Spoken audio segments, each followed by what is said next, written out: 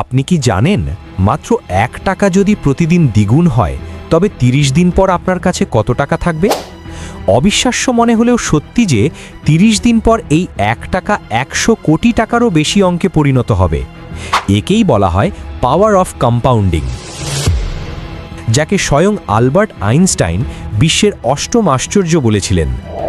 আজ আমরা জানব কিভাবে এই জাদুকরী শক্তি ব্যবহার করে সাধারণ মানুষও কোটিপতি হতে পারে। সহজ ভাষায় কম্পাউন্ডিং হলো আপনার বিনিয়োগের লভ্যাংশ থেকে পুনরায় লভ্যাংশ পাওয়ার একটি প্রক্রিয়া। যখন আপনি কোথাও টাকা বিনিয়োগ করেন তখন সেখান থেকে একটি নির্দিষ্ট পরিমাণ মুনাফা আসে। পরের বার আপনার মূল টাকার সাথে ওই মুনাফাও যুক্ত হয়ে নতুন এবং বড় একটি মূলধন তৈরি করে। সময়ের সাথে সাথে এই প্রক্রিয়াটি আপনার টাকাকে জ্যামিতিক হারে বাড়িয়ে দেয়। শুরুতে এই বৃদ্ধির পরিমাণ খুব সামান্য মনে হলেও দীর্ঘমেয়াদে এটি পাহাড় সমান হয়ে দাঁড়ায়। কম্পাউন্ডিংয়ের আসল শক্তি নির্ভর করে 3টি বিষয়ের ওপর: সময়, পরিমাণ এবং লভ্যাংশের হার। তবে এই 3টির মধ্যে সবচেয়ে গুরুত্বপূর্ণ হলো সময় বা টাইম। আপনি যত অল্প বয়সে বিনিয়োগ শুরু করবেন, আপনার টাকা বাড়ার জন্য তত বেশি সময় পাবে। ধরুন আপনি 25 বছর বয়সে প্রতি মাসে মাত্র 2000 টাকা করে জমানো শুরু করলেন।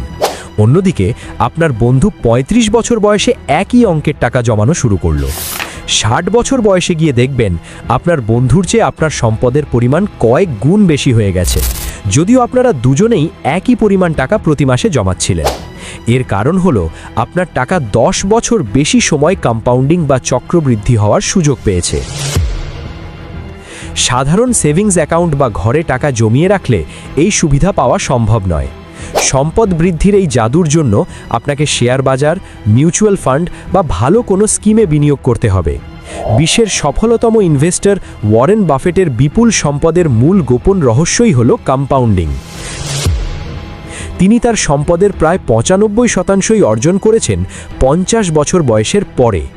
তিনি প্রমাণ করেছেন যে বড় অঙ্কের চেয়ে নিয়মিত ছোট ছোট বিনিয়োগ করা অনেক বেশি কার্যকর। আমরা অনেকেই ভাবি হাতে অনেক টাকা আসলে তারপর বিনিয়োগ বা সঞ্চয় শুরু করব, কিন্তু কম্পাউন্ডিংয়ের দুনিয়ায় দেরি বড়া মানে হলো আপনার কয়েক লাখ বা কোটি টাকার ক্ষতি হওয়া। মাসে মাত্র 500 বা 1000 টাকা দিয়েও আপনি আজই এই যাত্রা শুরু করতে পারেন। এই প্রক্রিয়ায় প্রথম 5-10 বছর হয়তো আপনি খুব বড় কোনো পরিবর্তন দেখতে পাবেন না, তবে 15 থেকে 20 বছর পার হওয়ার পর আপনার টাকা রকেটের গতিতে বাড়তে শুরু করবে। বিনিয়োগের ক্ষেত্রে ধৈর্য হলো সবচেয়ে বড় শক্তি। মাঝপথে টাকা তুলে নিলে কম্পাউন্ডিংয়ের জাদু কাজ করবে না। তাই একটি নির্দিষ্ট লক্ষ্য নিয়ে শৃঙ্খলার সাথে বিনিয়োগ চালিয়ে যান। মুদ্রাস্ফীতির প্রভাব কাটিয়ে ধনী হতে হলে কম্পাউন্ডিং ছাড়া অন্য কোনো সহজ পথ নেই। মনে রাখবেন, আপনি কত টাকা আয় করেন তার চেয়ে বেশি জরুরি আপনি কত টাকা বিনিয়োগ করছেন। আর্থিক স্বাধীনতা অর্জন করতে চাইলে আজ থেকেই কম্পাউন্ডিংয়ের শক্তিকে কাজে লাগান। আপনার সামান্য আজকের ত্যাগ আপনার ভবিষ্যৎকে অনেক বেশি নিরাপদ ও সমৃদ্ধ করতে পারে। বুদ্ধিমান বিনিয়োগকারীরা কখনোই তাদের লভ্যাংশের টাকা খরচ না করে পুনরায় বিনিয়োগ করেন। আপনার বিনিয়োগকে বট গাছের মতো বাড়তে দিন। সময়ের সাথে এটি আপনাকে বিশাল ছায়া দেবে। ভিডিওটি আপনার উপকারে আসলে এবং ভালো লাগলে একটি লাইক দিতে ভুলবেন না। আপনি কত বছর বয়স থেকে বিনিয়োগ শুরু করতে চান তা আমাদের কমেন্ট করে জানান।